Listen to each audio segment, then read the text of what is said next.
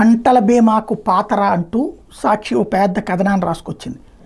పంటల బీమా కట్టట్లేదు, ఇదివరకు జగన్ అయితే కనుక తనే కట్టేసేవాడు మొత్తం, ఆ తర్వాత ఎప్పటికప్పుడు ఏడాది ఎండింగ్ కల్లా డబ్బులు వేసేసేవాడు కొత్త సీజన్ కల్లా, అట్లాంటిది చంద్రబాబు చేయట్లేదు అన్నట్టు.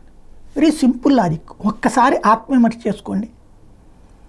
అంత అద్భుతం జరుగుంటే ఎందుకు రైతులే ఓడగొడతారు వైఎస్ఆర్ కాంగ్రెస్ పార్టీని? ఎందుకు ఓడించారు? పల్లె ప్రాంతాలను ఎందుకు ఓడించారు? ఒకప్పుడు కాంగ్రెస్ పార్టీకి పల్లె ప్రాంతాల్లో పట్టుండేది, తెలుగుదేశం పార్టీకి పట్టణ ప్రాంతాల్లో పట్టుండేది. పల్లె ప్రాంతాల్లోని రైతులే, పల్లె ప్రాంత ప్రజలే ఈ దఫా ఘన విజయాన్ని ఇచ్చారు తెలుగుదేశం కూటమికి. అంటే పల్లె ప్రజలు వైసీపీని నమ్మలా. మరి రైతులు సేఫ్గా ఉండుంటే, రైతులు ప్రశాంతంగా ఉండుంటే, రైతులు ఆ బీమాకి సంబంధించి ఫీల్ అయ్యి ఉంటే, రైతు భరోసా కేంద్రాలు భరోసాగా ఫీల్ అయ్యి ఉంటే, గిట్టుబాటు ధరలు కరెక్ట్గా దాన్ని ఏమంటారు మద్దతు ధర డబ్బులు కరెక్ట్గా టైంకి వేసి ఉంటే ఎందుకు వాళ్ళే ఓడగొడతారు? ఆత్మవిమర్శ చేసుకోవాలి.